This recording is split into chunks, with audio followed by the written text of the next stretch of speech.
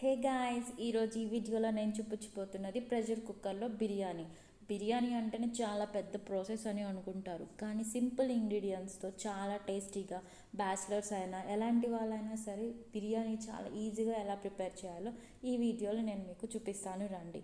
First of all మనం ముందుగా చికెన్ని వాష్ చేసుకొని పక్కన పెట్టుకోండి. 1 స్పూన్ సాల్ట్, 1 స్పూన్ కారం, 1 స్పూన్ హాఫ్ స్పూన్ పసుపు, 1 స్పూన్ ధనియాల powder, 1 spoon garam masala, 1 spoon chicken masala. ఇవి అన్నీ చికెన్కి బాగా పట్టేటట్టు మిక్స్ చేసి పక్కన పెట్టుకోండి. తర్వాత లాస్ట్లో 2 స్పూన్స్ కర్డ్ కూడా వేసుకొని అది కూడా బాగా మిక్స్ అయ్యేటట్టు బాగా కలుపుకోండి చికెన్ని.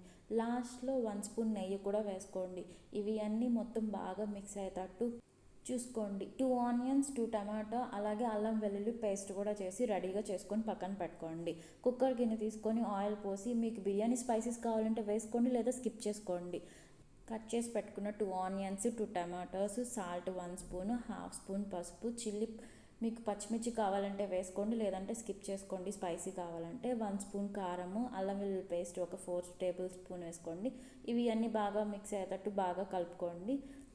ముందుగా మనం చికెన్ని మ్యాగ్నేట్ చేసి పక్కన పెట్టుకొని ఉన్నాం కదా, అది కూడా దాంతో వేసి బాగా ఒక 15 మినిట్స్ 20 మినిట్స్ లో సిమ్లో పెట్టుకొని బాగా కుక్ చేసుకోండి. కొత్తిమీర, కరివేపాకు, పుదీనా లాస్ట్లో వేసుకొని ఇవి కూడా బాగా మిక్స్ అయ్యేటట్టు బాగా కలుపుకోండి. నేనైతే ఇక్కడ ఏ ఫుడ్ కలర్ వాడలేదు, కానీ చూడండి కలర్ అయితే చాలా బాగుంది. 1 గ్లాస్ రైస్కి 2 గ్లాసెస్ ఆఫ్ వాటర్ని 2 గ్లాసెస్ ఆఫ్ వాటర్ని కూడా వేసుకోండి. అంతే, ఇవి అన్నీ బాగా మిక్స్ అయ్యేటట్టు బాగా కలుపుకోండి.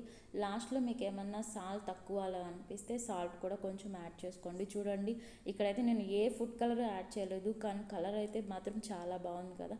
అంతే, ఇంకా మీకు కుక్కర్ మూత పెట్టేసుకొని ఒక 2 విజిల్స్ వచ్చే వరకు వెయిట్ చేయండి. తర్వాత ఒక 5 మినిట్స్ కుక్కర్ని కూడా ఓపెన్ చేయకుండా పక్కన పెట్టుకోండి. తర్వాత ఓపెన్ చేయండి. బిర్యానీ స్మెల్ అయితే నాకైతే చాలా అంటే చాలా అనిపించింది.